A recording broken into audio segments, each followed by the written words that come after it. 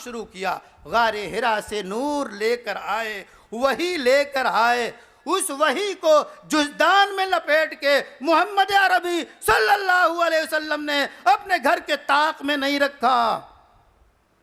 इक़रा बिस्मि रब्बिकल्लज़ी खलक़, ये वही नाजिल होती है, 5 आयतें नाजिल होती हैं। मोहम्मद ने खदीजा रज़ियल्लाहु ताला अन्हा के तकिए के नीचे ला के नहीं रखा, छुपाया नहीं, बल्कि इसको कहाँ पढ़ा? वहाँ पढ़ा जहाँ 360 बुत रखे हुए थे।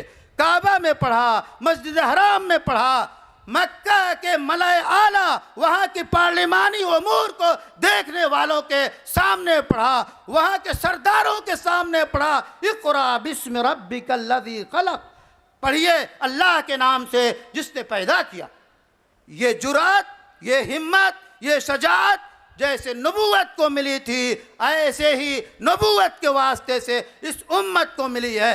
आज भी अगर वो कुरान, वो आयत जो मक्का में नाजिल हो रही थी, उसी सुन्नत के मुताबिक, उसी जुरात के साथ हिंदुस्तान के ऐवानों में, हिंदुस्तान के पार्लिमानों में, हिंदुस्तान के बुतखानों में, हिंदुस्तान के मंदिरों में, हिंदुस्तान के बाज़ारों में, हिंदुस्तान के मेलों में, हिंदुस्तान के मेले और ठेलों में और आम मकामात पे वही आयत, वही तौहीद की आयत, वही रसालत की आयत, वही कामयाबी की आयत, वही ईमान की आयत अगर आज भी पढ़ी जाएं तो हिंदुस्तान का नक्शा बदल सकता है।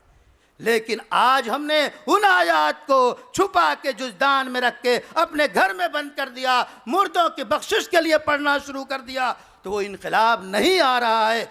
मुसलमान अगर उरूज चाहता है, मुसलमान दुनिया को अगर फलाह देना चाहता है, दुनिया को अगर कामयाबी देना चाहता है, तो उन आयात कुरानी को, उस वही को जो गारे हिरा में नाजिल हुई और 23 साल में मुकम्मल हुई, पूरी दुनिया को पूरी जुरात के साथ, पूरी बशाशत के साथ, पूरी इस्तिकामत के साथ अगर उस वही को सुनाता है तो ये कामयाब होगा, इसे उरूज नसीब होगा, इसे कमाल नसीब होगा।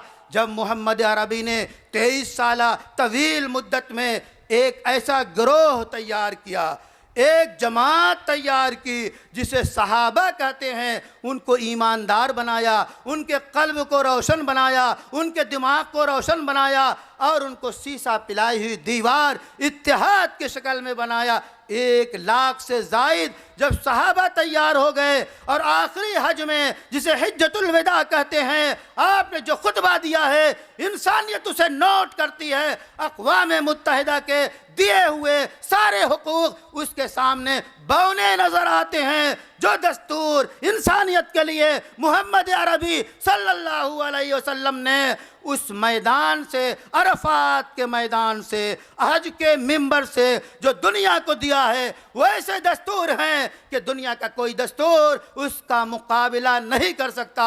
उसी दस्तूर पे अमल करके अमेरिका भी कामयाब हो सकता है, रूस भी कामयाब हो सकता है, हिंदुस्तान भी कामयाब हो सकता है, पूरी दुनिया के लोग, सऊदी अरब भी कामयाब हो सकता है। वहीं से जो निकली हुई आवाज़ है, मोहम्मद अरबी रसूल आखिर सल्लल्लाहु अलैहि वसल्लम ने जो दस्तूर दिया है, आज उसको दुनिया अपना ले तो ये उरूज और कमाल की दुनिया होगी, जवाल इसके आसपास नहीं फटकेगा।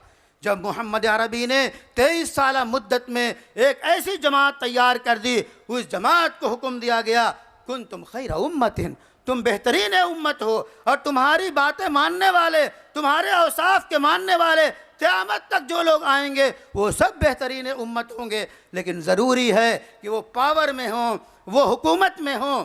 जब मुसलमान हुकूमत में रहा, अव्वल अलिफ से लेके या तक का ये मुख्तार रहा और खिलाफत राशिदा कायम होती है।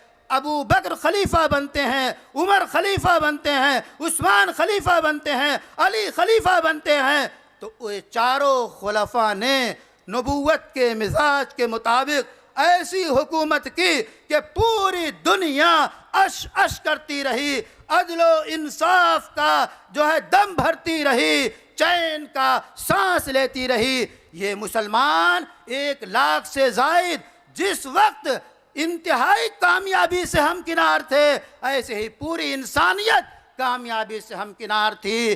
कोई महकूम नहीं था, कोई काले और गोरे में फ़र्क नहीं था, हाकिम और महकूम में फ़र्क नहीं था, अदल आम था, रोटी सबको मिलती थी, तालीम सबको मिलती थी, कोई किसी के ऊपर जुल्म नहीं कर सकता था।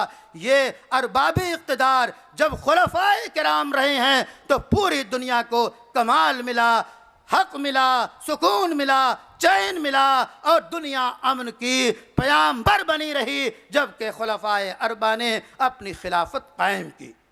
ये खैर चलता रहा, ये कमाल चलता रहा, ये उरूज चलता रहा, यहाँ तक